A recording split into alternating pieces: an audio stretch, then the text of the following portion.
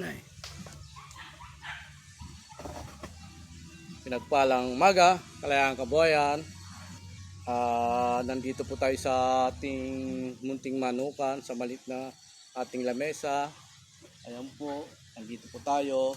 Meron po tayong babahagi sa inyo na sa ngayon po, dalawa pong klaseng pera po ito. Ito po yung dating lumang pera. Ayan, nasa kaliwa. Ito po yung nasa kanan, ang mga pera na ginagamit natin ngayon at pinambibili natin.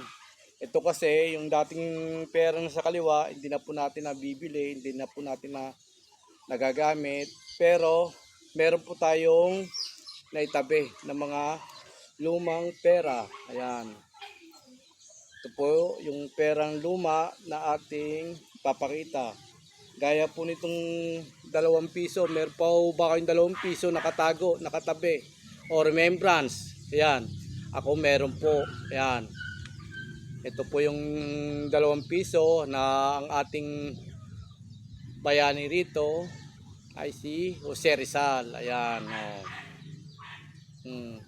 pambansang bayani Jose Rizal. Ayan po, nasa 2 piso po siya. Ayan, makikita nyo po dito po sa 2 piso mukha ni Jose Rizal. Tapos sa likuran po ang Balconahe Mansion ni Emilio Aguinaldo na winawagayway ang bandila ng Pilipinas. Ayan po, winawagayway po niya bandila ng Pilipinas. Ayan po, 2 piso. Tapos, kayo ba, meron pa ba kayo nakatabi 5 piso na dating pera na ginagamit natin dati, ngayon hindi na po. Ang bayani po rito ay si Andres Bonifacio. Ayan po. Andres Bonifacio po ang ating, ang presidente po rito ay si Ferdinand Marcos po Senior, Ferdinand Marcos Senior. Ayan. Meron ba kayo nakatabing ganito? Tapos sa likuran naman, makikita nyo po may mga picture dito na para nagsusugat sila rito, naguguhit o nagsusugat talaga dahil nakalagay po kasi rito mga bagong kasapi. Yan, mga bagong kasapi ng katipunan na lumalagda sa mga kasulatan ng mga sa pamamagitan ng kanilang dugo. Kaya pala sila ay sumasapi pero nagsusugat po sila rito sa pamamagitan ng dugo nila. Yan, 5 piso. Meron ba kayo nakatabing ganito? 5 piso. Ako meron po. Ayan. Oh. Tapos ito po ang 5 piso natin. Ayan. 5 piso. Tapos ang sa likuran naman niya ay gusali ng batasan. Hindi na nila alam ito dahil baka sila wala ng 5 piso, ay wala na silang 50 pesos dati, o wala na sila 5 piso na dati na ganito ang ginagawa ng ating bagong sumasapi. Ayan, susugat. Ito ang ating Republika ng Pilipinas, Bangko Sentral. Ayan.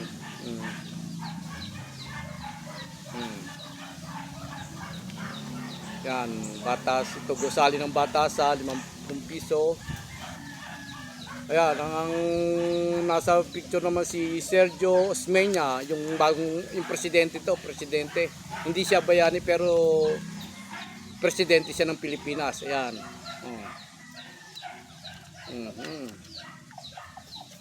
Meron ba kayo nakatabi pang ganito? Baka wala na rin.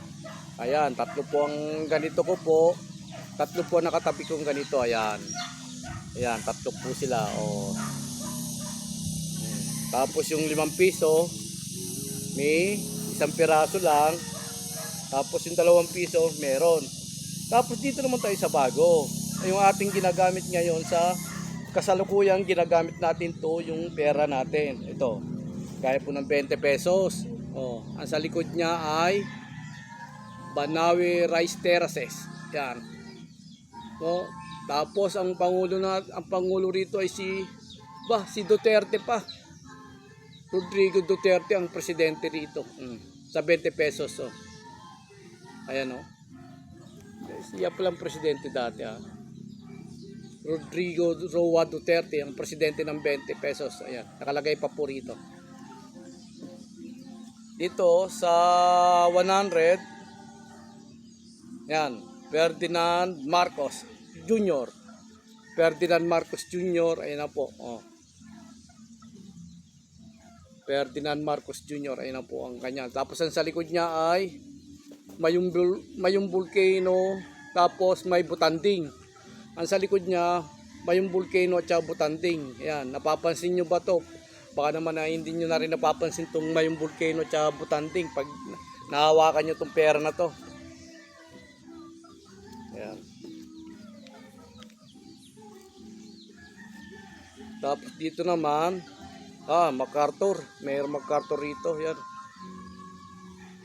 Pero ang Sir Diyos, may niya pa rin dito. Tapos Talik. Ayan. 50 pesos. Ang nasa likod naman, Taalik, tapos may mga isda. Ayan, may mga isda siya. Ayan. Pero yung Sir Jose Menya pa rin yung ating presidente rito sa 50 na nagagamit pa rin kahit pa paano. Kaya lang, sa ngayon, ang pangulo nito ay si Ferdinand Marcos Jr. Jr. pa rin. Ang presidente na rito. Ang nakalagay. Kaya lang, napalitan na po ng ito. Hindi mo napalitan pero may bago na tayong 50 pesos na mapapansin nyo po, pusa, leopard. Yan, nakalagay dito, leopard. Pero taalik ang nakalagay, taalik, tsaka isda rin. Parang ganito rin po sa dati. Paras lang po ang likod nila, taalik. Kailangan pag pinagkaiba, ito ay pusa, ito ay mukha ng presidente o bayani. Ayan. Presidente, Sergio Osmeña, ayan. O, dito, pusa, dito Tapos ang kaibahan po rito, sa 50, ayan po, may mga plastic po siya. Plastic na hindi matutunaw, original po ito, hindi natin alam kung anong gamit rito. Ayan may plastic tagusan So, pero hindi siya natutunaw, hindi siya napupunit, kahit ganyanin mo. Yun ang pinagkaibahan, matibay. Lahat naman ng pera natin matitibay Kahit mabasa, kung luma-luma na lang talaga, ayan na, bumagsak ang mangga. Ayan na po. Ngayon, itatabi na natin itong ating remembrance. May remembrance tayo na ang ating bayani ay si Jose Rizal sa 2 piso. Tapos si 5 piso, Andres Bonifacio, ayan. Tapos may 50 pesos tayo, ayan. Tatabi na natin to kahit paano meron tayong remembrance na salapi. Ayan. Kung pwede lang ipalalaminate ko to para hindi po masayang. Ipalalaminate ko po ito. Itong pera na to, ayan. Para kahit paano lalo siyang tumagal. Ayan. Tapos pag napalaminate natin, itatago natin to. Tapos ito naman po yung mga bago na ating kasalukuyan na ginagamit natin, pambili-bili, pangbayad sa bibili natin, panggamit, panggastos, ito. Ayan. Ito hindi may tatabi, kundi ito gagastusin natin. Ayan. Ang pinagkaibahan lang talaga, ito ay may pusa na kaysa sa bayani. Ayan po. Ayan na po, tapos po tayo sa ating pagpapaliwanag. Please follow and share to my YouTube channel. Paki-like, subscribe. Kalayaan Kabuhayan. Good morning. At wag po kayong magsawa manood ng vlog ko. Suportahan niyo po ako.